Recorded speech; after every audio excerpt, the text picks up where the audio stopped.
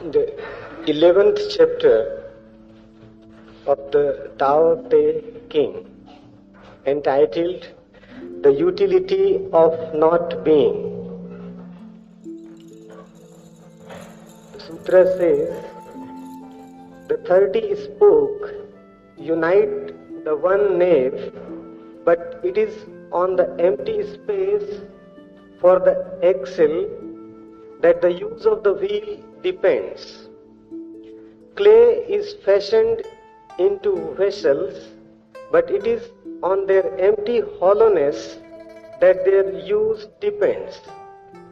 The door and windows are cut out from the walls to form an apartment, but it is on the empty space within that its use depends. Therefore, what has a positive existence serves for the profitable adaptation, and what has not, that for the actual usefulness. इसका हिंदी अनुवाद इस प्रकार है। अध्याय का शीर्षक है न होने अनस्तित्व की उपयोगिता।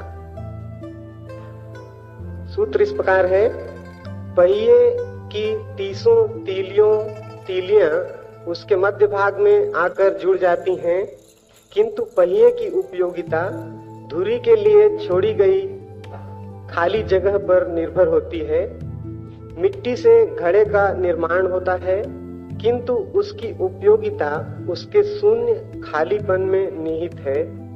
दरवाजे और खिड़कियों को दीवालों में काट कर प्रकोष्ठ बनाए जाते हैं, किंतु कमरे की उपयोगिता उसके भीतर के शून्य पर अवलंबित होती है। इसलिए वस्तुओं का विधायक अस्तित्व तो लाभकारी सुविधा देता है, परंतु उनके अनस्तित्व में ही उनकी वास्तविक उपयोगिता है।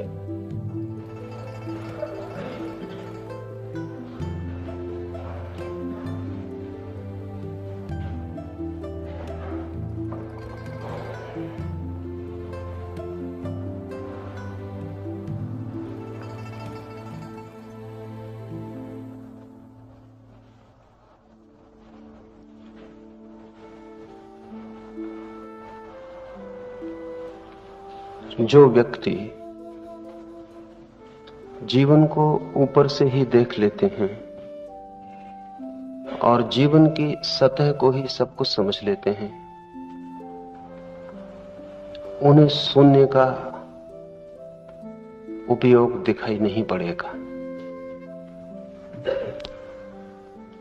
जो तर्क तक ही अपने को सीमित रखते हैं और सोच विचार से ज्यादा गहराई में कभी नहीं उतरते, उन्हें भी जो उपस्थित नहीं है वह भी जीवन का आधार है, ऐसा कभी दिखाई नहीं पड़ेगा। जो गणित की भाषा में सोचते हैं उन्हें जीवन विधायक मालूम होगा, पॉजिटिव मालूम होगा, लेकिन जीवन की विधायकता निगेटिव के अभाव में, नकारात्मक के अभाव में एक क्षण भी नहीं टिक सकती, ये उन्हें दिखाई नहीं पड़ेगा। इसे हम थोड़े उदाहरण से समझें तो ख्याल में आ सके। लाओ त्से के मौलिक सूत्रों में से एक है। मौलिक सूत्र यह है कि जीवन द्वंद्व पर आधारित है और जीवन अपने विपरीत का विरोध नहीं करता, वरन विपरीत के सहयोग से ही चलता है। साधारणता देखने में ऐसा लगता है कि अगर आपका शत्रु मर जाए तो आप ज्यादा सुख में होंगे, लेकिन शायद आपको पता ना हो कि आपके शत्रु के मरते ही आपके भीतर भी कुछ मर जाएगा, जो आपके शत्रु के कारण ही आपके भीतर था। इसलिए बहुत बार ऐसा होता है कि मित्र के मरने पर इतनी हानि नहीं होती जितने शत्रु के मरने पर हो जाती, क्योंकि वो जो विरोध कर रहा था वही आपके भीतर चुनौती भी जगा रहा था। वो जिसके विरोध और संघर्ष में आप सततरत थे, वही आपका निर्माण भी कर रहा था। इसलिए लाओ त्से ने कहा है कि मित्र तो कोई भी चल जाएंगे, लेकिन शत्रु सोचकर चुनना,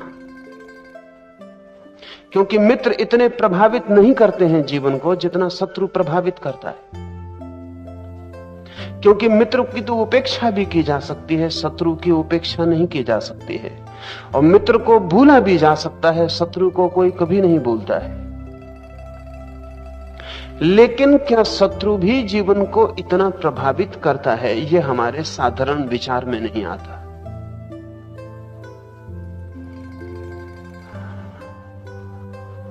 भारत में अंग्रेजी राज्य ना हो और महात्मा गांधी को पैदा करें तो समझ में आएगा। महात्मा गांधी में कुछ भी बचेगा नहीं, या जो भी बचेगा वो महात्मा गांधी की तरह पहचाना ना जा सकेगा। वो जो ब्रिटिश का विरोध है, वो जो शत्रुता है, वो 99% उन्हें पैदा करती है। इसलिए जब कोई देश संकट में होता है तब वहां महापुरुष अपने आप पैदा हो जाते हैं। इसलिए नहीं कि संकट में महापुरुष को पैदा होना पड़ता है, संकट महापुरुष को पैदा करता है। संकट की घड़ी, तनाव की घड़ी महापुरुष को पैदा करती है। हिटलर ने अपनी आत्मकथा में लिखा है कि बिना किसी बड़े युद्ध के कोई बड़ा नेता नहीं हो सकता।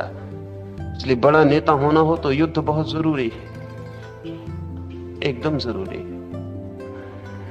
आप ऐसा एक भी बड़े नेता का नाम नहीं बता सकते जिसे शांति के समय ने पैदा किया हो।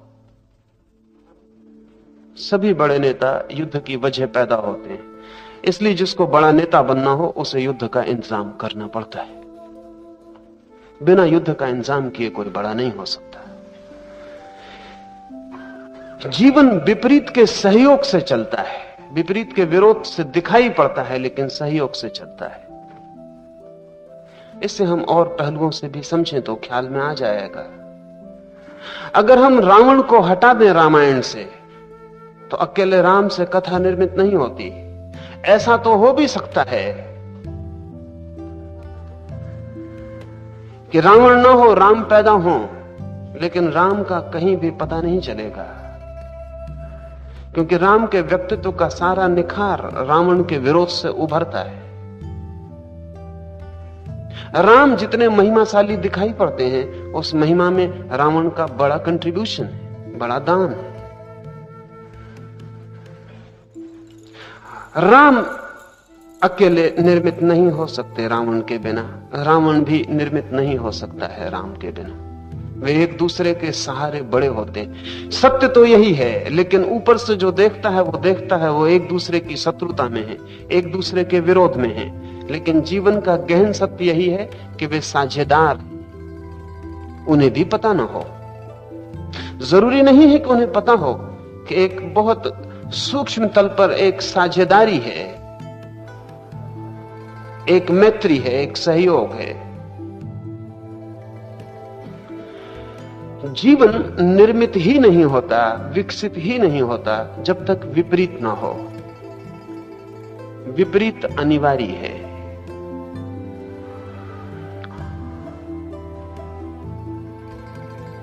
फ्रायड ने इस सदी में एक बहुमूल्य सत्य की खोज की, और वो ये कि हम जिसको भी प्रेम करते हैं उसे हम घृणा भी करते हैं। बहुत चौंकाने वाली बात थी, खुद फ्रायड को भी चौंकाने वाली थी, और लोगों को बहुत सदमा लगा, खासकर प्रेमियों को बहुत सदमा लगा, क्योंकि प्रेमी कभी मान नहीं सकता कि हम जिसे प्रेम करते हैं उसे घृणा भी करते। लेकिन सभी प्रेमी जानते हैं, मानते भला ना हो। इसलिए फ्रायड को इंकार बहुत किया गया, लेकिन इंकार किया नहीं जा सका, और धीरे धीरे सत्य को स्वीकार करना पड़ा। हम जिसे प्रेम करते हैं उसे हम घृणा भी करते हैं, क्योंकि प्रेम बिना घृणा के खड़ा नहीं रह सकता। इसलिए अगर आपने किसी को प्रेम किया है, और अगर आप ईमानदार हों और विश्लेषण करें, तो आप पाएंगे सुबह घृणा की है, दोपहर प्रेम किया है, सांझ घृणा की है, रात प्रेम किया है। घृणा और प्रेम पीरियोडिकल बदलते रहे। जिससे सुबह कलह की है और सोचा है इसके साथ क्षण भर जीना असंभव है, सांझ उससे सुलह की है और सोचा है इसके बिना क्षण भर भी जीना असंभव है। पुराने प्रेम के जानकारों ने कहा था कि प्रेम पूर्ण तभी होता है जब उसमें कलह ना हो, और फ्रायड कहता है कि जितना पूर्ण प्रेम होगा उतनी ही पूर्ण उसमें कलह होगी। अगर दो प्रेमियों में झगड़ा नहीं हो रहा है तो उसका कुल मतलब इतना है कि दो प्रेमी सिर्फ धोखा दे रहे हैं, प्रेम नहीं है, फ्रायड कहता है। अगर आप और आपकी पत्नी में कोई कलह नहीं हो रही तो उसका मतलब यह है कि पति और पत्नी होना बहुत पहले समाप्त हो गया, अब कलह की भी कोई जरूरत नहीं रह गई। जितना गहन प्रेम होगा, तथाकथित जिसे हम प्रेम कहते हैं, किसी आध्यात्मिक प्रेम की बात फ्रायड नहीं कर रहा है, जिसे हम प्रेम कहते हैं और जिसे हम जानते हैं। आध्यात्मिक प्रेम को हम जानते भी नहीं। जिस प्रेम को हम जानते हैं उस प्रेम में कलह, कॉन्फ्लिक्ट अनिवार्य हिस्सा है। लेकिन प्रेमी भी चाहेगा, प्रेसी भी चाहेगी, पति भी चाहेगा, पत्नी भी चाहेगी कि कलह बंद हो जाए तो प्रेम में बड़ा आनंद आए। उन्हें जीवन के सत्य का पता नहीं है। जिस दिन कलह पूरी तरह बंद होगी उस दिन प्रेम पूरी तरह समाप्त हो चुका होगा। असल में कलह बंद हो ही नहीं सकती उससे जिससे हमारा प्रेम चल रहा है। कलह का मतलब ही यही है कि अपेक्षा है, बड़ी अपेक्षा है, और जितना बड़ा प्रेम है उतनी बड़ी अपेक्षा है, और जितनी बड़ी अपेक्षा है उतनी ही विफलता लगती है, उतना फ्रस्ट्रेशन होता है, हाथ में कुछ लगता नहीं, फिर कलह होती है। अगर कोई अपेक्षा ना रह जाए, कोई एक्सपेक्टेशन ना हो, कोई मांग ना हो, कोई आशा ना बचे, किसी सपने के पूरे होने का कोई ख्याल ना हो, तो कलह बंद हो जाती। तब हम जीवन जैसा है उसे स्वीकार कर लेते। तब फ्रायड कहता है कि बड़े प्रेमी शांति से रह ही नहीं सकते।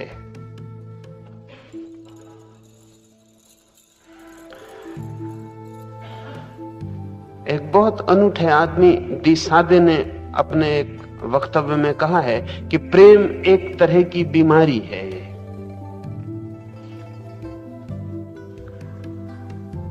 और बीमारी इसलिए कहा है कि प्रेम को तो हम निमंत्रण देते हैं और घृणा हाथ आती है।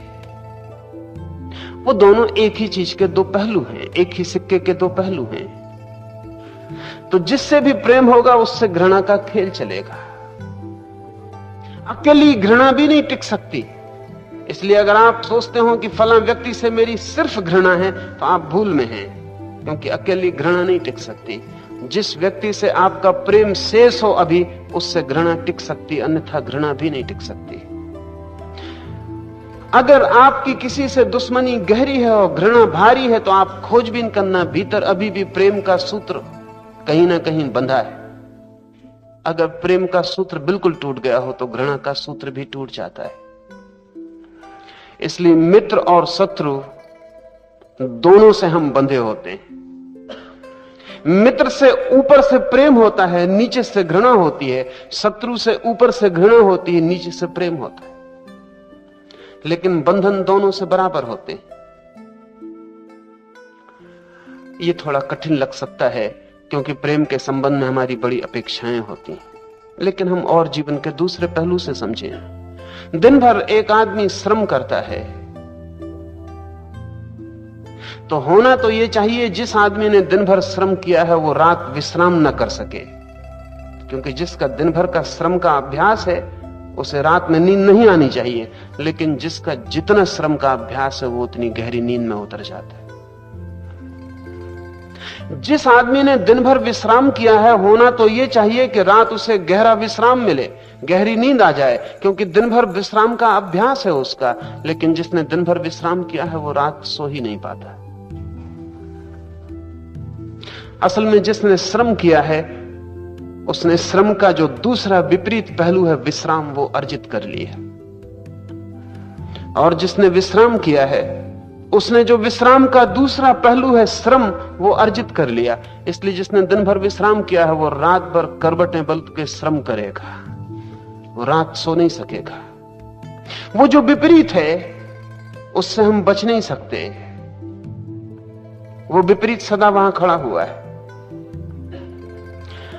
अगर रात विश्राम चाहिए तो दिन में श्रम करना पड़ेगा, और जितना ज्यादा होगा श्रम उतना विश्राम होगा ज्यादा। इसलिए मजे की बात है, जो बहुत श्रम में जीते हैं, जिन्हें विश्राम की फुर्सत नहीं मिलती, वे गहरे विश्राम को उपलब्ध होते हैं। और जिन्हें विश्राम की पूरी सुविधा है, उन्हें विश्राम ही एक समस्या हो जाती है, क्योंकि विश्राम उपलब्ध होता नहीं।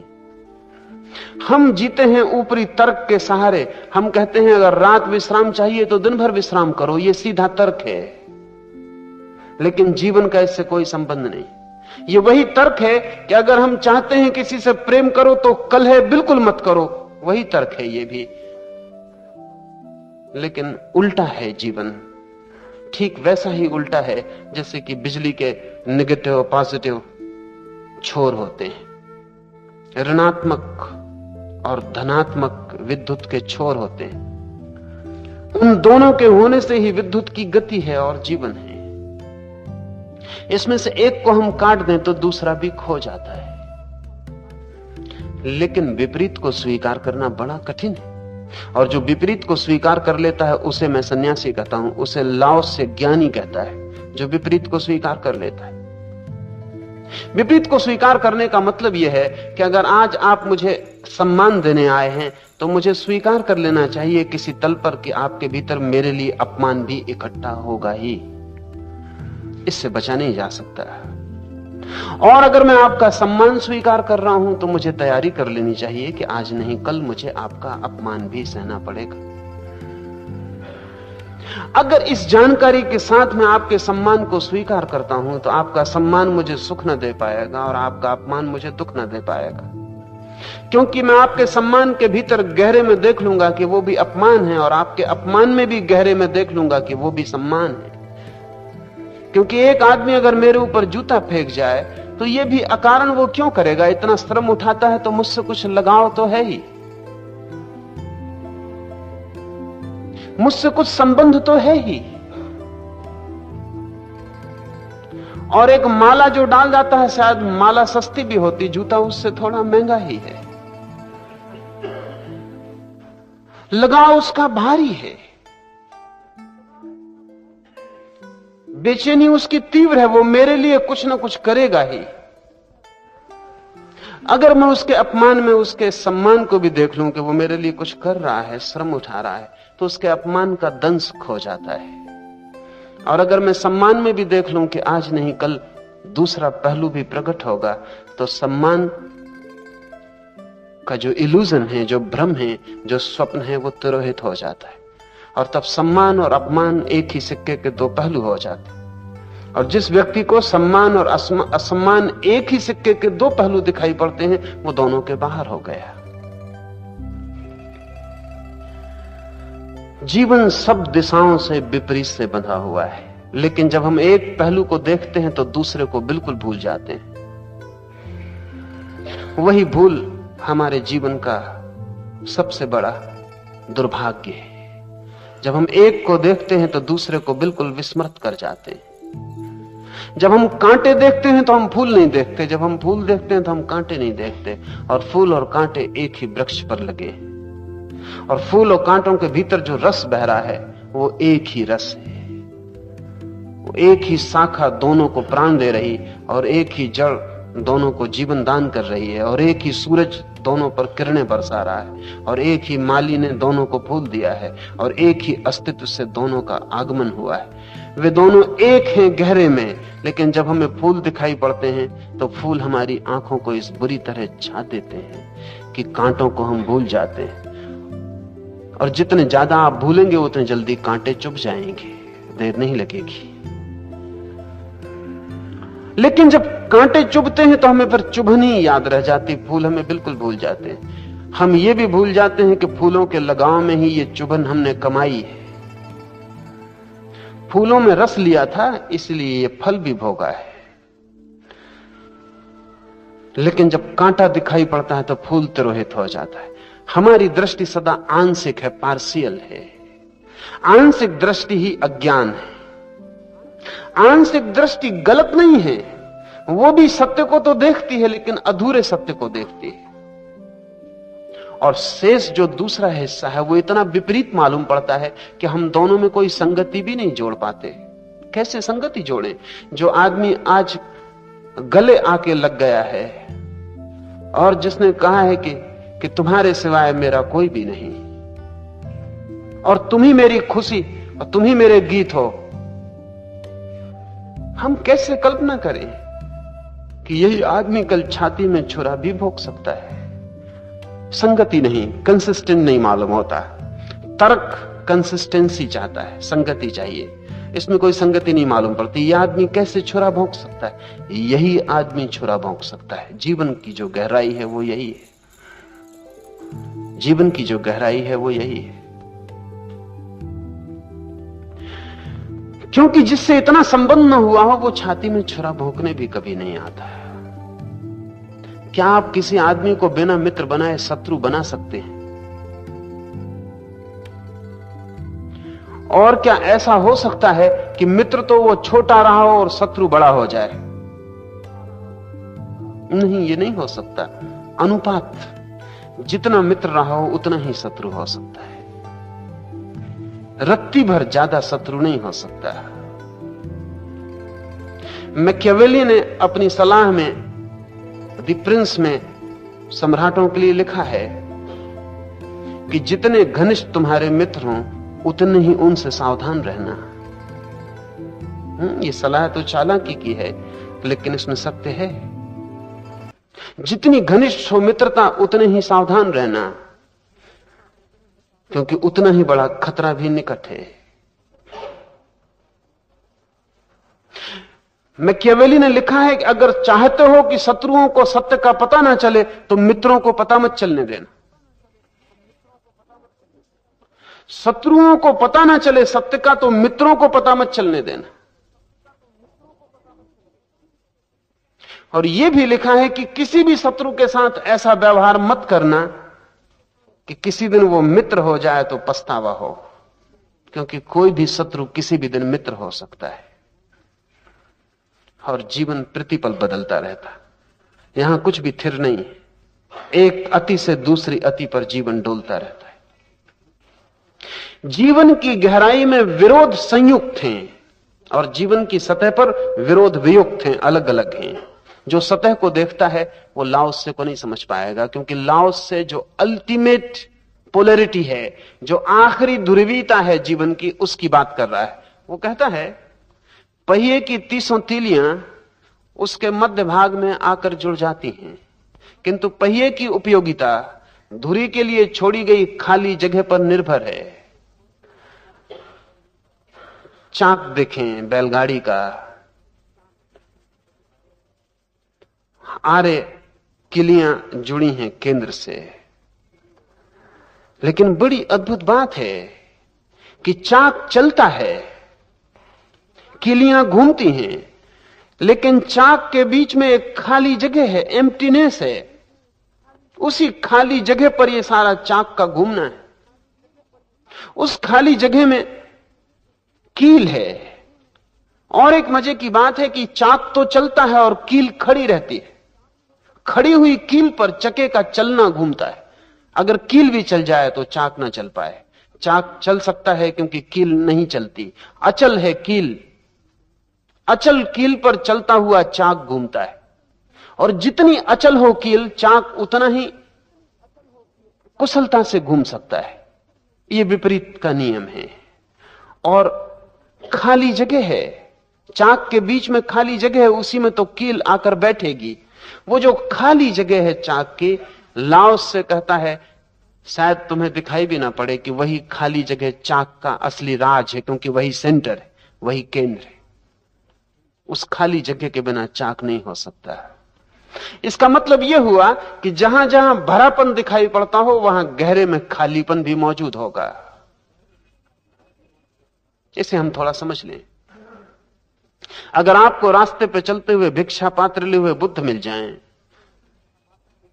तो एकदम खाली आदमी मालूम पड़ेंगे। उनके पास कुछ भी नहीं, एक भिक्षा पात्र, कुछ भी नहीं, कोई धन नहीं, कोई पद नहीं, कोई प्रतिष्ठा नहीं, कोई महल नहीं। एक दिन था। अगर उस दिन आपको बुद्ध मिले होते तो उनके पास सब कुछ था। धन था, महल था, राज्य था, साम्राज्य था, बड़ी शक्ति थी, बड़ी प्रतिष्ठा थी, वो सब था उनके चारों तरफ। एक दिन उनके पास सब था, लेकिन बुद्ध को लगा कि मैं भीतर खाली हूं।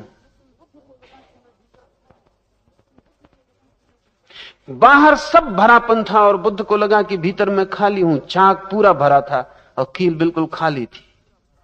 और बुद्ध को लगा बाहर ये सब भरा हुआ रहा है, इससे क्या मिलेगा जब तक मैं भीतर खाली हूं। तो बुद्ध ने वो सब छोड़ दिया। फिर एक दिन वो भिखारी की तरह सड़क पर जा रहे हैं। अब आप अगर उनको देखेंगे तो बाहर सब खालीपन है, लेकिन भीतर वो आदमी बिल्कुल भरा हुआ है। त्याग की, तपश्चर्या की सारी धारणा इसलिए पैदा हुई क्योंकि इस रहस्य को समझ लिया गया। अगर आप बाहर भरने में लगे रहेंगे तो भीतर खाली रह जाएंगे, क्योंकि हर भरेपन के भीतर खाली अनिवार्य है। और अगर आप भीतर भरना शुरू करते हैं तो बाहर आपको खाली होने के लिए राजी होना पड़ेगा, क्योंकि दोनों बातें एक साथ नहीं संभाली जा सकती। आप चाहें कि बाहर भी भरा हो, भीतर भी भरा हो, यह संभव नहीं है, क्योंकि जीवन विपरीत के नियम को मानकर चलता है। तो आपको पोलैरिटी को समझना पड़ेगा। अगर आपको भीतर भरे हुए मनुष्य होना है, चाहते हैं कि भीतर परमात्मा भर जाए, तो बाहर संसार के भरावट को आपको चिंता छोड़ देनी पड़ेगी, बाहर की पकड़ छोड़ देनी पड़ेगी, ये क्लिंगिंग छोड़ देनी पड़ेगी, तो भीतर की पकड़ उपलब्ध होगी। लेकिन बाहर खालीपन फैल जाएगा। बुद्ध से मिलने एक सम्राट आया है और उसने बुद्ध से कहा है कि तुम्हारे पास सब था और तुम छोड़कर क्यों चले आए। अभी भी कुछ नहीं बिगड़ा है, किसी दुख में, किसी चिंता में कभी ऐसी भूल हो जाती। तुम्हारे पिता मेरे मित्र हैं, मैं उन्हें समझा ले सकता हूं और तुम्हारे घर तुम्हें वापस लौटा दे सकता हूं। अगर तुम्हारा पिता से ऐसा कुछ विरोध हो गया हो कि तुम घर जाना ही ना चाहो, तो मैं भी कोई पराया नहीं, तुम्हारे पिता जैसा ही हूं, तुम मेरे घर आ जाओ। फिर तुम सोचते हो कि किसी का एहसान लेना ठीक नहीं, तो मेरी एक ही लड़की है, मेरा कोई पुत्र नहीं, मैं तुम्हारा विवाह किए देता हूं, मेरी सारी संपत्ति, सारे साम्राज्य के तुम मालिक हो जाओ। इस बीच जब वो ये सारे प्रपोजल्स, ये सारे प्रस्ताव दे रहा है, तब उसने एक बार भी बुद्ध की तरफ नहीं देखा कि वो हंस रहे हैं। जब वो अपनी पूरी बात कह चुका और उसने कहा कि क्या इरादे, तो बुद्ध ने कहा तुम मुझे सोचते हो कि मेरे पास कुछ नहीं और मैं सोचता हूं कि तुम्हारे पास कुछ नहीं। ऐसे तुम भी ठीक सोचते हो, मैं भी ठीक सोचता हूं, सिर्फ हमारे सोचने के क्षेत्र अलग अलग हैं। तुम्हारे पास बाहर सब कुछ है, मेरे पास बाहर कुछ भी नहीं। इसलिए स्वभावतः तुम्हें दिखाई पड़ता है बेचारा, गरीब, इसे किसी तरह वापस समृद्धि में लौटा दो। मैं भी देखता हूं मेरे भीतर सब कुछ है, तुम्हारे भीतर कुछ नहीं, मेरा मन होता है बेचारा, गरीब, इसे भीतर किसी तरह भर दो। तो बुद्ध ने उस सम्राट से कहा कि मैं दोनों जान चुका हूं, जो तुम मुझे दे सकते हो वो सब मेरे पास था, जो तुम मुझे आश्वासन दे सकते हो उससे बहुत ज्यादा मेरे पास था, उसे मैं छोड़कर आया हूं। और मैं तुमसे कहता हूं कि मेरे पास अब सब कुछ है और तब मेरे पास कुछ भी नहीं था, और तुम्हें एक ही अनुभव है सब कुछ होने का, जिसे तुम सब कुछ समझ रहे हो। तुम मेरी मानो और ये भिक्षा पात्र हाथ में लो और सन्यास में दीक्षित हो जाओ।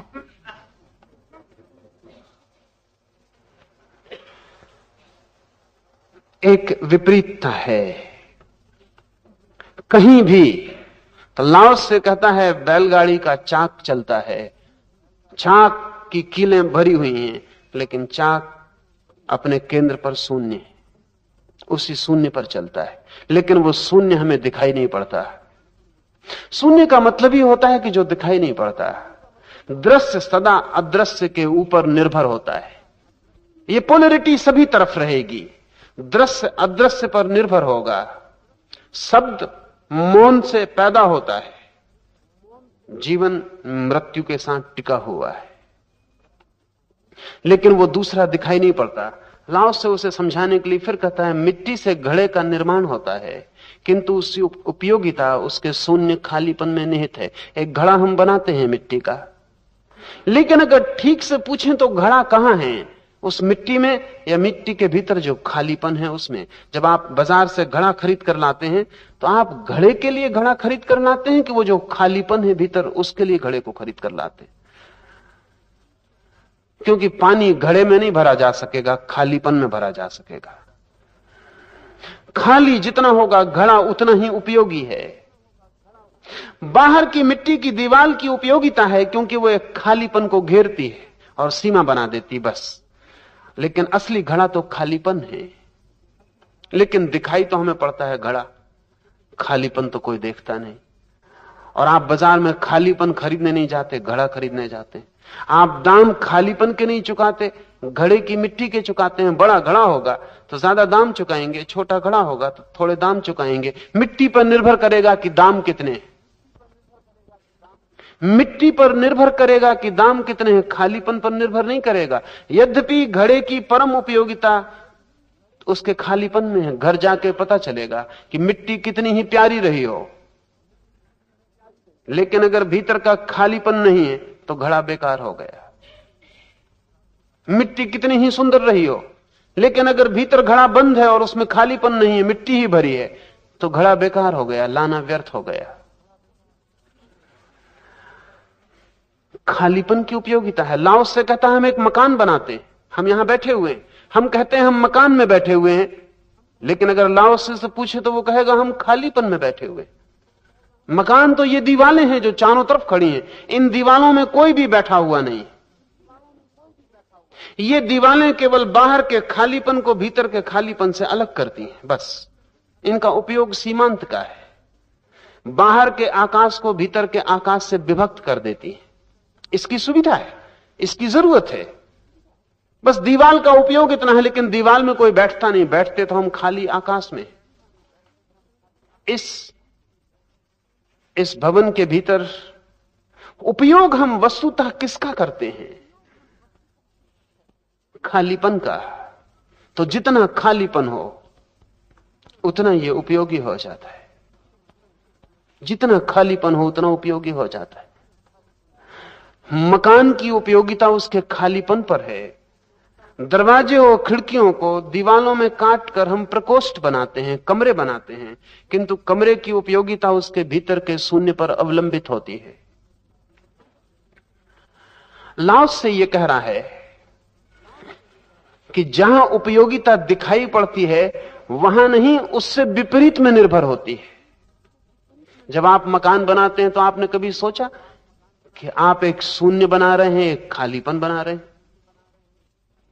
नहीं। आप जब मकान बनाते हैं तो दीवार का नक्शा तैयार करते हैं, दरवाजों के नक्शे तैयार करते हैं, शून्य का तो आप कोई नक्शा तैयार नहीं करते। लेकिन ठीक देखा जाए तो दरवाजे और दीवालों के द्वारा आप शून्य का ही नक्शा तैयार करते हैं। वो जो शून्य है उसको आकार देते हैं, लेकिन आकार ऊपर से दिखाई पड़ता है मूल्यवान, भीतर तो मूल्यवान शून्य ही है। और इसलिए कभी भी ये भी हो सकता है कि एक झोंपड़ा भी बड़ा हो एक महल से, इस पर निर्भर करता है भीतर कितना शून्य, कितनी स्पेस है। अक्सर मैंने पाया है कि अगर एक गरीब आदमी से कहो कि एक मित्र आए हैं, उन्हें अपने घर में ठहरा लो, तो वो कहता है ठीक है, ठहरा लेंगे।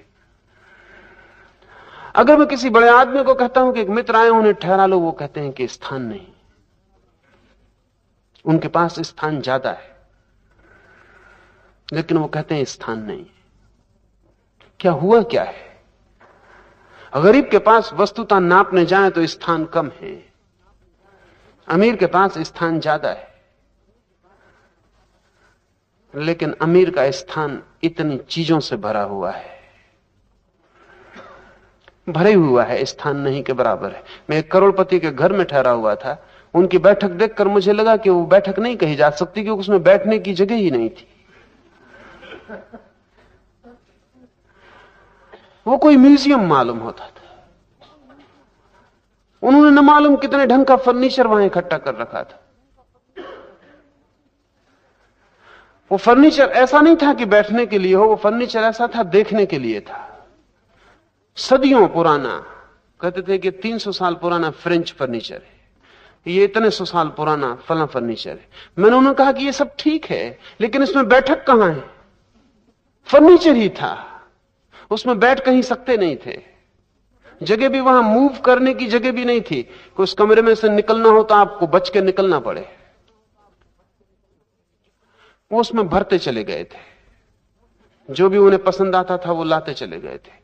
जब मैंने उनसे कहा कि इसमें बैठक कहां, तो वो बहुत चौंके। उन्होंने कहा ये तो मुझे खुद भी ख्याल नहीं रहा, जब शुरू किया था तो बैठक की तरह ही इसको शुरू किया था। फिर धीरे धीरे सब भरता चला गया। अब तो सिर्फ ये कोई आता है मेहमान तो उसे हम दिखा देते लाके, अब इसमें बैठक नहीं बची है। ऐसा बाहर तो बहुत आसानी से घट जाता है, भीतर भी इतनी ही आसानी से घट जाता है। जब आप एक आदमी के शरीर को प्रेम करते हैं तब आप भूल जाते हैं कि वो भीतर जो स्पेस है, जिसे हम आत्मा कहते हैं, वो भीतर जो जगह है रिक्त, वो भी है या नहीं। तो जैसे एक आदमी घड़े को खरीद लेता है ऊपर की हालत देखकर, कारीगरी देखकर, ये भूल ही जाता है कि भीतर पानी भरने की जगह भी है। वैसे ही आदमी एक शरीर को देख के प्रेम में पड़ जाता है, ये भूल ही जाता है कि भीतर आत्मा स्पेस जैसी कोई चीज भी है, भीतर कोई जगह है जहां मैं प्रवेश कर सकूंगा।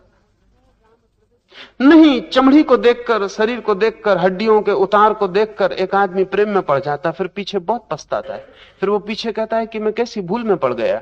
लेकिन कोई भूल नहीं, भूल इतनी ही है केवल कि आदमी भी शरीर से महत्वपूर्ण नहीं होता। शरीर जरूरी है, आदमी भी भीतर जितना आकाश होता है उसके, जितनी रिक्तता होती, जितना खालीपन विस्तार होता है, जितनी स्पेस होती, उससे महत्वपूर्ण होता है। उसी स्पेस का नाम आत्मा है। जब हम कहते हैं कि कितनी आत्मा है आपके भीतर, तो उसका मतलब है कि कितना समा सकते हो भीतर, कितनी जगह है। अगर एक कोई जरा सी गाली दे देता है तो भीतर नहीं समा सकती, तो आत्मा बहुत कम। जरा सी गाली, अगर भवन भीतर बड़ा होता तो शायद गूंज भी ना पहुंचती, पता भी ना चलता कि कोई गाली दी गई है।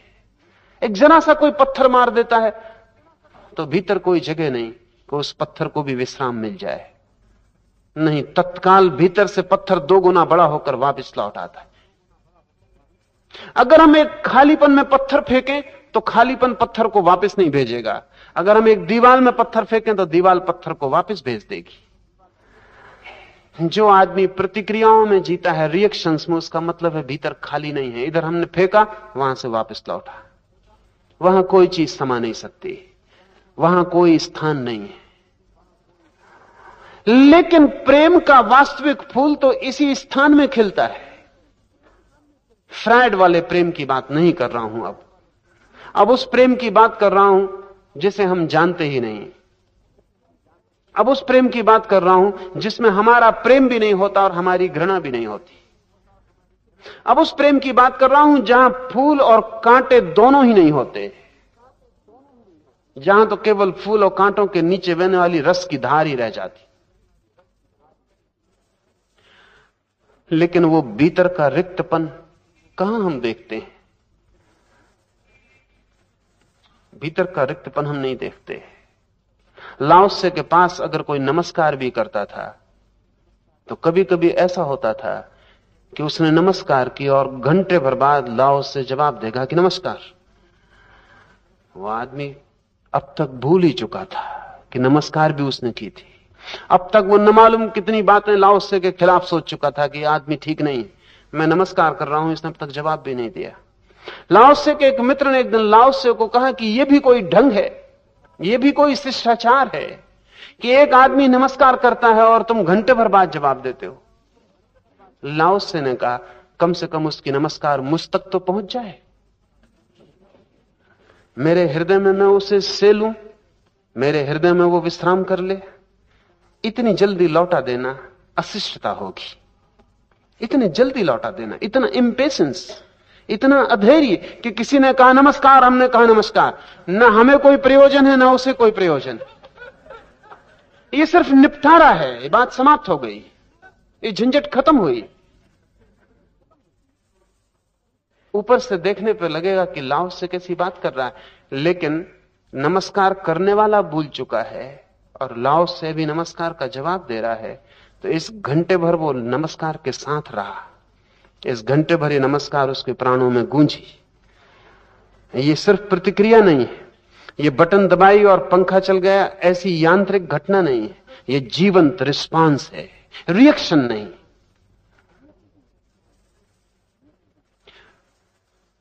रिएक्शन तत्काल हो जाता है, प्रतिक्रिया का मतलब होता है वो यांत्रिक है। यहां हमने बटन दबाया, बिजली जली, बटन बुझाया, बिजली बुझ गई। बिजली ये नहीं कह सकती कि तुम दबाते रहो बटन, मैं थोड़ी देर से बुझती हूं। वो यांत्रिक है। एक आदमी ने गाली दी, आपके भीतर क्रोध की लपट जग गई, वो उतनी ही यांत्रिक है। एक आदमी ने प्रेम की बात कही, आप गदगद हो गए, आपकी छाती फूल गई, वो उतनी ही यांत्रिक है। बटन कोई दबा रहा है और आप फूल रहे हैं, सिकुड़ रहे हैं। इसलिए 24 घंटे आपको कितनी मुसीबत से गुजरना पड़ता है इसका हिसाब नहीं, कि हर कोई बटन दबा रहा है और वही आपको होना पड़ रहा है। एक आदमी ने गाली दी और आप गए, एक आदमी ने मुस्कुरा कर देखा और आपकी जिंदगी में बाहर आ गई, और एक आदमी ने आपकी तरफ नहीं देखा और आपके दिए बुझ गए और सब अमावस की रात हो गई। 24 घंटे आपको गिरगिट की तरह पूरे समय रिएक्ट करना पड़ रहा। आपके पास कोई आत्मा नहीं, भीतर कोई जगह नहीं, इसलिए सतह से सब चीजें लौट जाती हैं।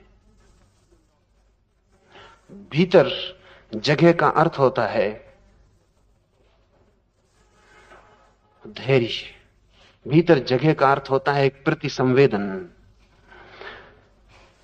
भीतर की जगह का अर्थ होता है कि कोई बात मेरे भीतर जाएगी तो समय लेगी, यात्रा करना पड़ेगी उसे मुझ तक पहुंचने को। तो लाओस से कहता है मुझ तक पहुंचे उसका नमस्कार, मेरे प्राणों में गूंजे, फिर उसका प्रत्युत्तर निर्मित हो, फिर मैं प्रेम से उसके प्रत्युत्तर को वापस निवेदन करूं, समय लग जाएगा। जब हम किसी व्यक्ति के शरीर के प्रेम में पड़ते हैं तो हमें ख्याल में नहीं होता कि भीतर की स्पेस, भीतर के आकाश की भी पता कर लें, फिक्र कर लें।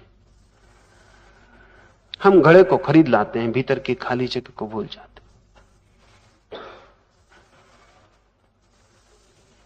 रविन्द्रनाथ ने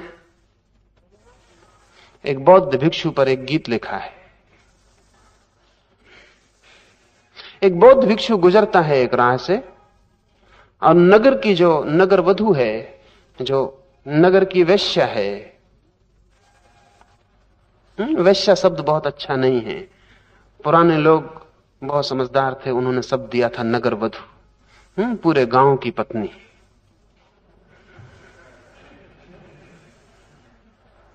अब तो हालत बिल्कुल बदल गई है, अब हालत बिल्कुल बदल गई है। अब तो जो आपकी पत्नी है वो भी निजी वेश्या है, व्यक्तिगत। अब हालत बिल्कुल बदल गई है, क्योंकि अगर आज आप पश्चिम के मनोवैज्ञानिक से पूछें तो वो कहता है कोई फर्क नहीं है वेश्या में और पत्नी में, वो सामूहिक है और स्थिर नहीं है, कोई स्थायी लाइसेंस नहीं है उसके साथ। समय का फर्क है, रात भर के लिए उसे खरीदते हैं। पत्नी के साथ जीवन भर का सौदा है, जीवन भर के लिए खरीदते हैं। लेकिन पूर्व के लोग उसे कहते थे नगर वधू। वो नगर वधू झांक कर उसने देखा है नीचे और इस भिक्षु को देखा है, और स्वभाव था सन्यासी के पास एक और तरह का सौंदर्य पैदा होना शुरू हो जाता है जिसे ग्रस्त कभी नहीं जान पाता। उसके कारण है क्योंकि सन्यासी के साथ पैदा होती है एक स्वतंत्रता, एक बंधन मुक्त अवस्था। उस बंधन मुक्तता में एक अनूठा सौंदर्य पैदा होने लगता है।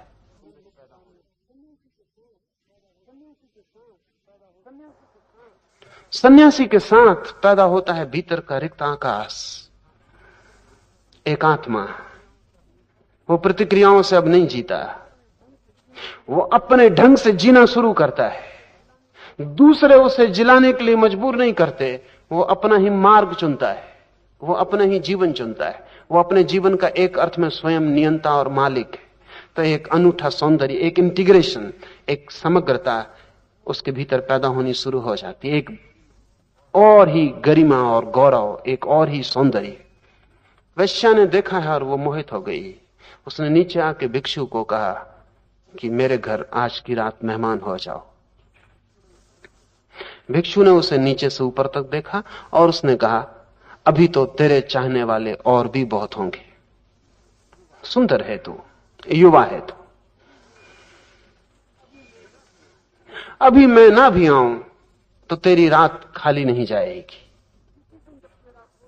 किसी दिन जब तेरा कोई चाहने वाला ना हो, और किसी दिन जब ये गांव तुझे बाहर फेंक दे, और ये गांव फेंक ही देगा, और किसी दिन जब तू चिल्लाती हो और कोई आवाज का उत्तर भी देने वाला ना हो, तब मैं आ जाऊंगा।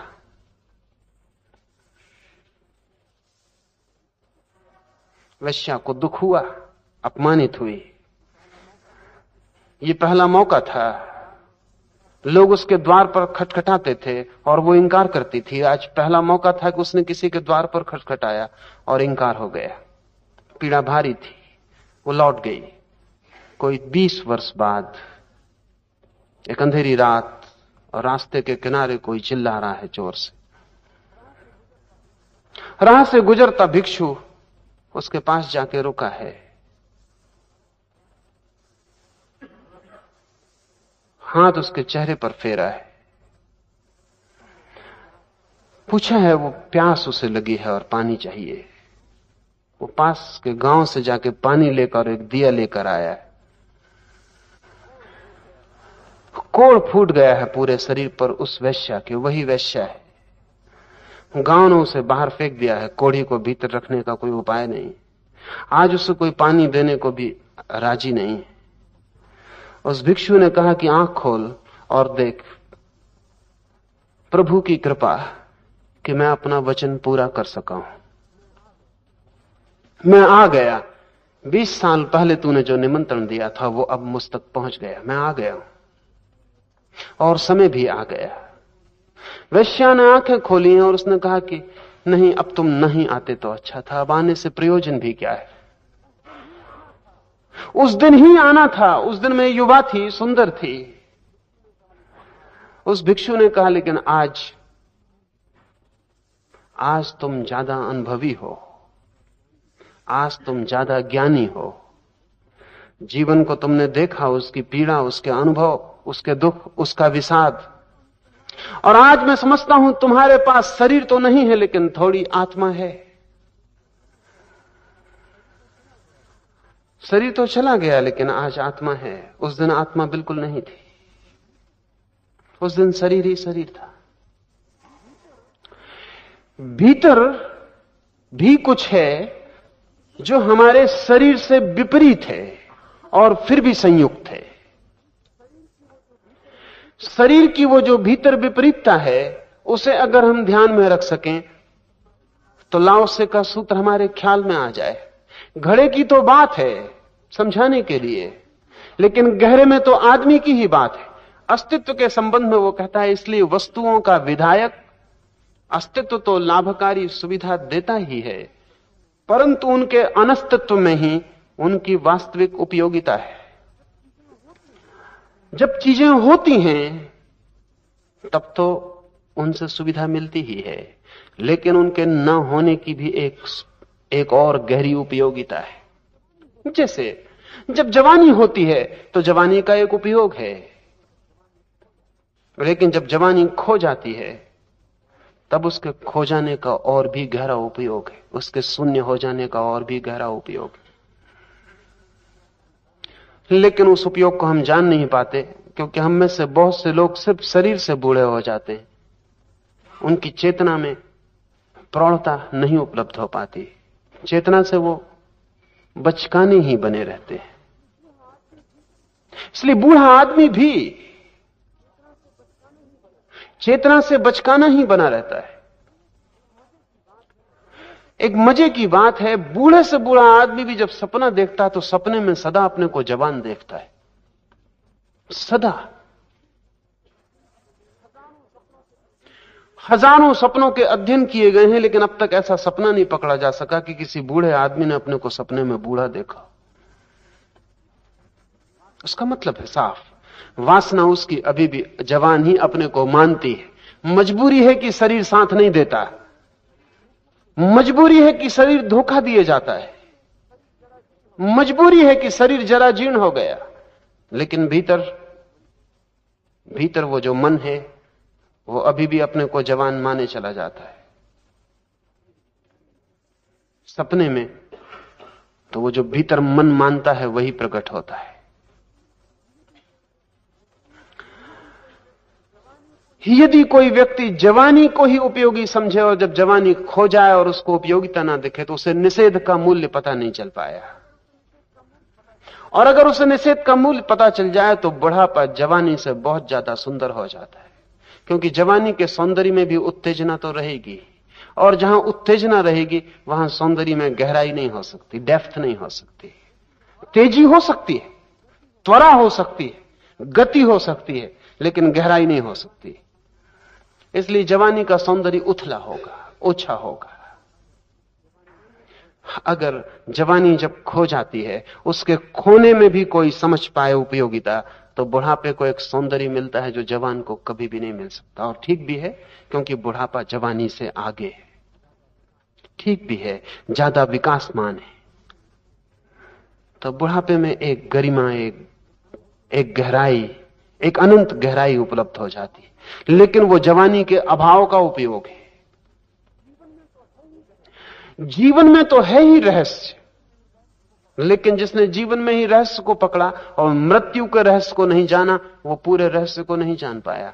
जीवन में मृत्यु के सामने कुछ भी नहीं है, मृत्यु के समक्ष कुछ भी नहीं है। मृत्यु अभाव है, अनस्तित्व। लाओस से कहता है विधायक अस्तित्व, पॉजिटिव एग्जिस्टेंस की उपयोगिता है, लेकिन निगेटिव एग्जिस्टेंस की तो बात ही और है। वो महा उपयोगिता है, उसका अर्थ ही और है। लेकिन हम जीवन में तो देख पाते हैं अर्थ, मृत्यु में हमें कोई अर्थ नहीं दिखाई पड़ता। मृत्यु हमारे लिए सिर्फ एक अंत है, समाप्त हो जाना है, प्रारंभ नहीं, एक नया उद्घाटन नहीं, एक नए द्वार का खुलना नहीं, सिर्फ पुराने द्वारों का अचानक बंद हो जाना है, खुलना नहीं है कुछ भी। तो हमें मृत्यु का कोई पता नहीं। इस सब का कारण एक ही है कि हम पॉजिटिव से बंधे हुए हैं। वो जो विधायक है वो हमें परेशान किए जा रहा है। निगेटिव की हमने कभी कोई खबर नहीं ली, तो इस निगेटिव को हम थोड़ी तरफ से समझें तो फिर ये अनस्तित्व हमारे ख्याल में आ जाए। दिन में जागते हैं तो हम जागने का हिसाब रखते हैं, और आदमी की चेष्टा होती है कि जितनी कम नींद से काम चल जाए बेहतर। तो पश्चिम में बहुत से वैज्ञानिक विचार करते हैं कि आज नहीं कल हमें कोई इंतजाम करना चाहिए कि आदमी को सोना ना पड़े, क्योंकि न सोना पड़े तो उसकी जिंदगी में 20 साल और बढ़ जाएं। अगर आप 60 साल जिएंगे तो 20 साल सोने में खो जाएंगे। तो बजाय इसके कि आपकी जिंदगी को 20 साल लंबा करके 80 साल किया जाए, क्या यह उचित ना होगा कि आपके 20 साल के सोने जो व्यर्थ जाते मालूम पड़ते हैं दिन, उनको हम बचा लें और 80 साल 60 साल पूरा जी लें? तो वैज्ञानिक सोचते हैं कि कभी ऐसा उपाय हो जाएगा कि आदमी को सोने की जरूरत न रह जाए, लेकिन उन्हें पता नहीं है ये विधायक पर अति जोर का परिणाम है। जो आदमी सोना भूल जाएगा उसका जागना बिल्कुल उदास और अर्थहीन हो जाएगा। कभी आपने ख्याल किया है कि सांझ जब आप बिस्तर पर सोने जाते हैं तो आंखें आपकी बुझ चुकी होती हैं, और सुबह जब उठते हैं तो आंखों के दिए फिर से जगमगा जाते हैं। रात सिर्फ व्यर्थ नहीं गुजर जाती, रात अनस्तित्व के द्वारा शक्ति को पाने का उपाय है। निद्रा का अर्थ है निगेटिव में, नकार में, शून्य में डूब जाना, ताकि शून्य हमें पुनः शक्ति दे दे। इसलिए चिकित्सक कहते हैं कि आदमी की बीमारी ठीक नहीं हो सकती, कोई भी बीमारी ठीक नहीं हो सकती अगर साथ ही नींद असंभव हो, तो फिर बीमारी ठीक नहीं हो सकती। कोई इलाज ठीक नहीं कर पाएगा, क्योंकि आदमी अगर अपने भीतर से शक्ति पाने की समस्त संभावनाएं बंद कर दे तो ऊपर से दी गई दवाएं कुछ कर न पाएंगी। चिकित्सक अब स्वीकार करते हैं कि हम केवल बीमारी के ठीक होने में सहयोगी हो सकते हैं, सिर्फ सहयोगी। मूल रूप से तो बीमार स्वयं ही अपने को ठीक करता है, लेकिन वो ठीक कर सकता है तभी जब सारी विधायकता को छोड़कर रात के अंधेरे में शून्य में खो जाए। शून्य में खोते ही हम प्राणों के गहरे तल पर पहुंच जाते हैं, जहां जीवन का आधार है, जहां जीवन का मूल स्रोत है। वहां से हम शक्ति को वापस पा लेते हैं। वही शक्ति सुबह हमारी आंखों में ताजगी बनकर दिखाई पड़ती है, वही सुबह पक्षियों का गीत बन जाती है, वही सुबह फूलों का खिलना हो जाती है। वही शक्ति रात वृक्ष भी सो जाते, पक्षी भी सो जाते, प्राणी भी सो जाते, आदमी भी सो जाता। लेकिन कुछ आदमी हैं जो अब नहीं सो पाते, और धीरे धीरे ऐसा लगता है कि शायद पूरी आदमियत नहीं सो पाएगी। जिस दिन आदमियत नहीं सो पाएगी उसी दिन समझना कि पूरी आदमियत पागल हो गई। फिर हम कभी स्वस्थ नहीं हो सकते, क्योंकि हमने निषेध को छोड़ दिया। लाओस से कहता है सोना प्रथम है, जागना द्वितीय, क्योंकि निषेध पहले है, विश्राम पहले है, श्रम पीछे। और जितना गहरा होगा विश्राम उतना गहरा श्रम में उतर जाओगे। इस निषेध को, इस अनस्तित्व को समझना पड़ेगा। इसे हम कई तरफ से समझें। जैसे मैंने कहा कि नींद है वो अनस्तित्व है, और जागरण हमारा विधायक है, नींद हमारा निषेध है। जागने में हम सक्रिय होते हैं, नींद में हम शून्य हो जाते हैं। इसलिए जो आदमी रात भर सपने देखते रहता है वह आदमी सुबह अनुभव करता है कि नींद नहीं हो पाई, क्योंकि स्वप्न निषेध और विधेय के बीच का हिस्सा है। सोए भी हैं और सो भी नहीं पा रहे हैं, ऐसी स्थिति है। जागे भी हैं और जागे नहीं हैं, ऐसी स्थिति है। तो बीच में डोलता है मन, तो क्रिया जारी रहती है। और कई बार तो लोग सुबह उठ के जितने थके उठते हैं उतने सांझ थके नहीं सोते। मैंने सुना है कि ग्रामीण अपने मित्र के घर देश की राजधानी में आया।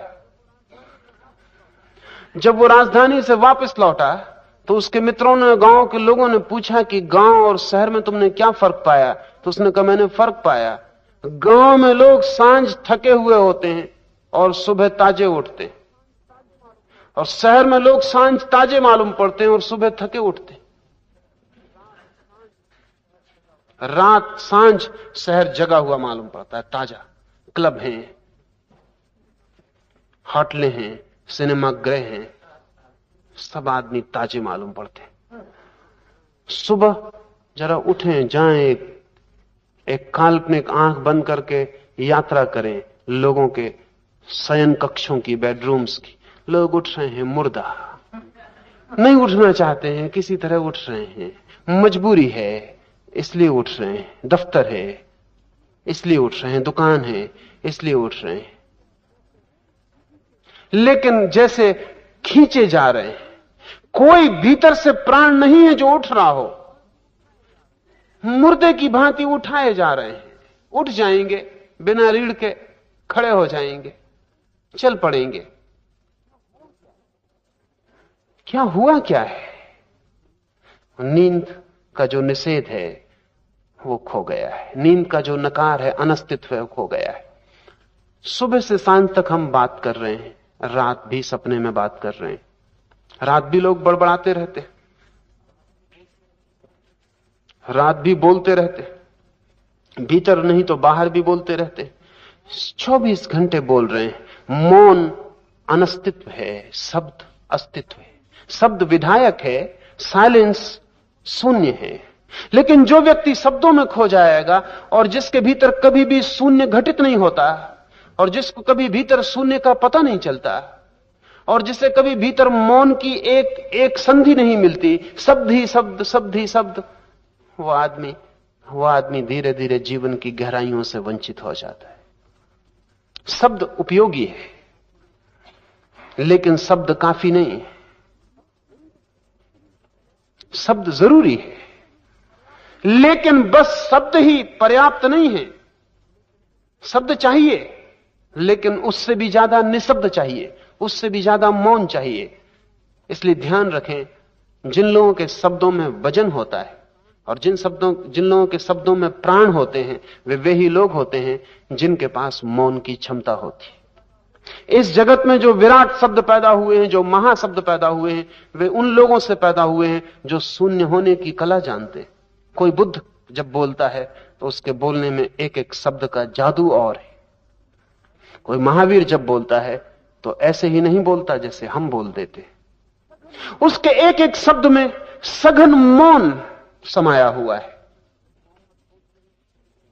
जब मोहम्मद बोलते हैं तो वर्षों के मौन के बाद, जब जीसस बोलते हैं तो 30 साल का लंबा, पता ही नहीं कि 30 साल जीसस क्या करते रहे। महावीर 12 वर्षों तक जंगल में चुपचाप खड़े रहे, 12 वर्ष तक नहीं बोले, इसलिए जब जो बोले उसका गुण ही और है, उसकी खूबी ही और है, उसकी शक्ति ही और है। तब एक एक शब्द प्रगाढ़ हो गया मौन के अर्थ से। तब मौन से ये जो शब्द पैदा हुआ, इस शब्द का वजन, इसकी कीमत, इसका मूल्य और है। शब्द वही आप भी बोल सकते हैं, कोई अड़चन नहीं है, क्योंकि महावीर ने कोई नए शब्द नहीं बोले, बुद्ध या क्राइस्ट ने या कृष्ण ने कोई नए शब्द नहीं बोले। कृष्ण ने जो भी गीता में बोला है वे सभी शब्द अर्जुन भली भांति समझता था। उसने एक भी जगह ऐसा नहीं कहा कि आपके शब्द मेरी समझ में नहीं आते, सब शब्द वो समझता था।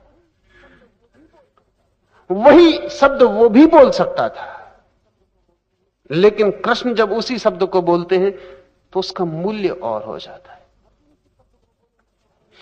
अर्जुन उसी शब्द को बोले, उसका मूल्य वही नहीं रह जाता।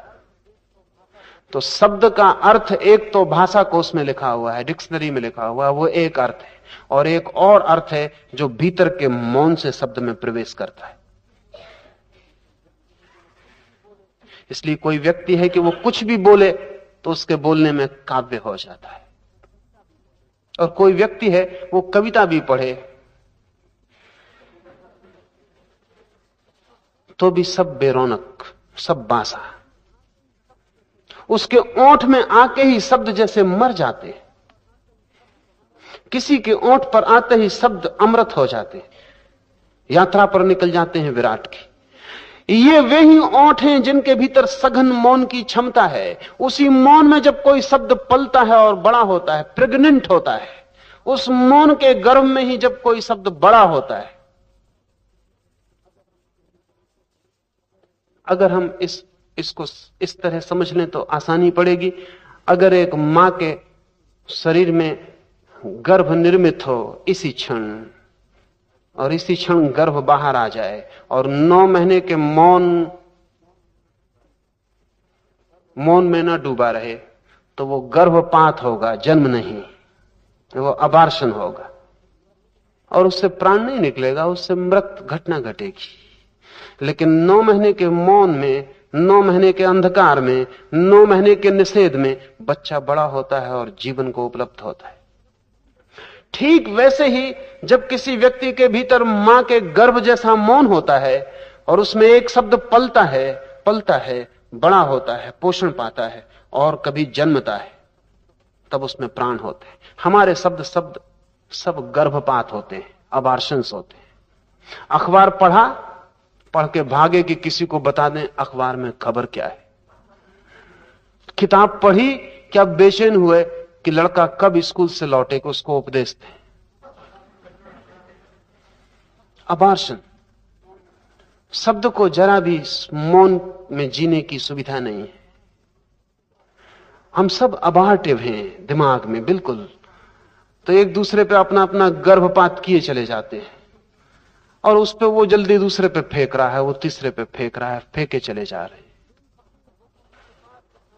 ज़ैन फकीर बोकुजू के पास जब कोई आता था तो फकीर बोकुजू कहता था कि अगर शब्द से सीखना हो तो कहीं और जाओ, अगर शून्य से सीखना हो तो यहां रुको। हम भी शब्द का उपयोग करते हैं, लेकिन बस इतना ही, शून्य की तरफ इशारा करने को, इंगित करने को। हम भी कभी कभी शब्द का उपयोग करेंगे, लेकिन बस इतना ही, शून्य की तरफ इशारा करने को। लेकिन असली चीज शून्य है, असली चीज मौन है। मौन अनस्तित्व है, शब्द अस्तित्व है।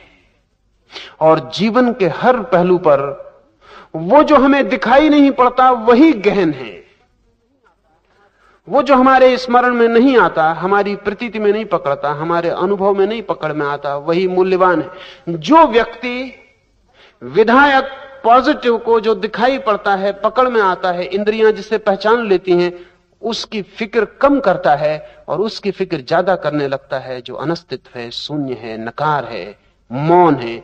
वो व्यक्ति जीवन के परम सत्य की यात्रा पर निकल जाता है। तो लाओस से कहता है कि सदा खोज लेना गहराई को, सतह से मत उलझ जाना, और सदा खोज लेना उस विपरीत को जो कि सबका मूल आधार है। सदा उसकी फिक्र कर लेना, क्योंकि उसी से जीवन का रस और उसी से जीवन का सौंदर्य और उसी से जीवन की शक्ति और ऊर्जा उपलब्ध होती है। कहीं भी निरंतर दूसरा भी गहरे में मौजूद है, उस गहरे का ख्याल रखना, तो जीवन की पूरी दृष्टि दूसरी हो जाती है। जिसको प्रेम में भी घृणा दिखाई पड़ने लगे, वो दोनों से मुक्त हो जाता है और तब एक अनूठे ही प्रेम का जन्म होता है। वो प्रेम हमारे लिए बिल्कुल अपरिचित और अनजान है। वो प्रेम एक संबंध नहीं, वो प्रेम एक स्वभाव है। उसी प्रेम को क्राइस्ट कहे कि वो प्रेम ईश्वर है। उसी प्रेम को महावीर ने अहिंसा कहा, बुद्ध ने करुणा कहा। लाओत्से ने उसे नाम ही नहीं दिया, क्योंकि लाओत्से ने कहा कि सभी नाम दूषित हो गए। प्रेम कहो तो लोग समझेंगे उनका प्रेम, करुणा कहो तो लोग समझेंगे उनकी करुणा। कुछ भी कहो, लोगों के सभी शब्द दूषित हो गए हैं, विकृत हो गए हैं, सभी शब्द बीमार हो गए हैं, क्योंकि बीमार आदमियों ने इतना उनका उपयोग किया है, संक्रामक हो गए। सभी शब्दों में आदमियों की बीमारियां प्रवेश कर गई हैं। एक भी शब्द अनकंटेमिनेटेड नहीं है। ऐसा शब्द खोजना मुश्किल है जिसको हम कह सकें कि इसमें आदमियों की बीमारियों के रोगाणु नहीं पड़ गए। सभी शब्द रुग्ण हो गए, कोई शब्द शुद्ध नहीं है। इसलिए लाओत्से ने कहा कि मैं कोई शब्द नहीं देता, मैं तुमसे इतना ही कहता हूं कि जहां दोनों नहीं रह जाते, वहां जो रह जाता है वही पाने योग्य है। अगर शब्द और शून्य का ख्याल आ जाए तो शब्द के पीछे शून्य छिपा है। एक बात आपको अंत में इशारा कर दूं, शब्द और शून्य का अगर ख्याल आ जाए तो शब्द के पीछे शून्य छिपा है, लेकिन जो शून्य शब्द के पीछे छिपा है वो भी शब्द से जुड़ा हुआ है। एक और शून्य है, महाशून्य है, जहां शब्द भी नहीं और शून्य भी नहीं, लेकिन उसके लिए कोई शब्द देना मुश्किल है। अस्तित्व द्वंद है, दो में बटा है, विपरीत में बटा है और विपरीत के सहारे काम करता है। लेकिन अस्तित्व की गहराई निर्द्वंद है, अद्वैत है, वहां दोनों खो जाते हैं। तब यह कहना मुश्किल है कि वहां एक रह जाता है, क्योंकि हमारी भाषा, जैसा मैंने कहा, जब भी हम कहें एक, तब हमें तत्काल दो का ख्याल आता है। सोचना कभी बैठकर घंटे भर कि एक का ख्याल करना और दो का ख्याल ना आए, तो आप समझ पाएंगे कि जो मैं कह रहा हूं वो एक। लेकिन हम जब भी एक कहेंगे तत्काल दो का ख्याल आ जाएगा। हमारा एक दो की श्रृंखला का हिस्सा है, पार्ट, उसका अंश है। हमारे एक का कोई मतलब ही नहीं होता। इसलिए हिंदुओं ने परमात्मा को एक नहीं कहा, अद्वैत कहा, निषेध का उपयोग किया। यह नहीं कहा कि वो एक है, कहा कि वो दो नहीं है। अद्वैत का मतलब होता है दो नहीं है। सीधी सी बात कह सकते थे कि एक है, लेकिन एक कहने में तत्काल दो का ख्याल आता है। इसलिए उन्होंने बड़ी होशियारी की बात कही, बड़ी बुद्धिमानी की कि वो दो नहीं है। जब कहा कि दो नहीं है तो इशारा तो किया कि एक है, लेकिन एक का उपयोग नहीं किया। सिर्फ ख्याल आ जाए, भनक पड़ जाए कि वो एक है, बिना शब्द का उपयोग किए, तो द्वंद को जो जान लेगा, पहचान लेगा, समझ लेगा, वो द्वंद के पार हो जाता है। अस्तित्व द्वंद है, जहां हम खड़े हैं वहां, लेकिन हमें तो द्वंद का भी एक ही हिस्सा दिखाई पड़ता है। तो तीन बातें, एक, हमें द्वंद का एक ही हिस्सा दिखाई पड़ता है, दूसरा हिस्सा भी दिखाई नहीं पड़ता। तो पहला काम तो यह है कि हमें पूरा द्वंद दिखाई पड़े। जब हमें पूरा द्वंद दिखाई पड़ेगा, तब हमें तीसरी चीज दिखाई पड़ेगी जो द्वंद के पार है। हम जहां खड़े हैं वहां हमें प्रेम दिखाई पड़ता है, घृणा दिखाई नहीं पड़ती। अगर घृणा दिखाई पड़ती है तो प्रेम दिखाई नहीं पड़ता। अगर ये दोनों हमें दिखाई पड़ने लगे तो हमें तीसरा दिखाई पड़ेगा जो दोनों नहीं है, दोनों के पार है। अद्वैत सत्य की उपलब्धि द्वंद्व की पूरी पूरी सार्थकता को समझ लेने से संभव होती है।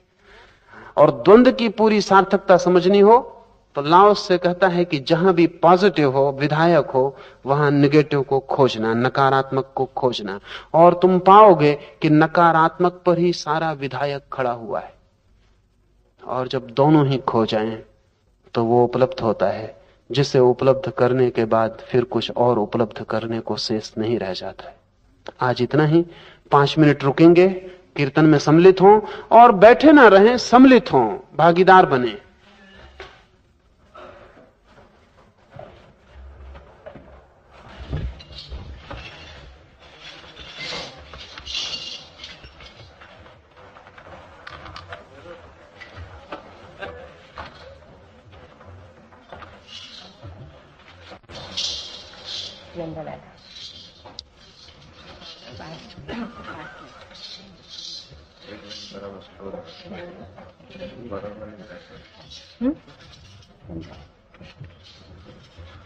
स्मित स्मित सुंदर मुखार विंदम नाचे नंद लाला, नंद लाला। स्मित सुंदर मुखार विंदम नाचे नंद लाला, नंद लाला। स्मित सुंदर मुखार विंदम नाचे नंद लाला, नंद लाला। स्मित सुंदर मुखार विंदम नाचे नंद लाला, नंद लाला। नाचे नंद लाला, नाचे नंद लाला, नाचे नंद लाला, नाचे नंद लाला।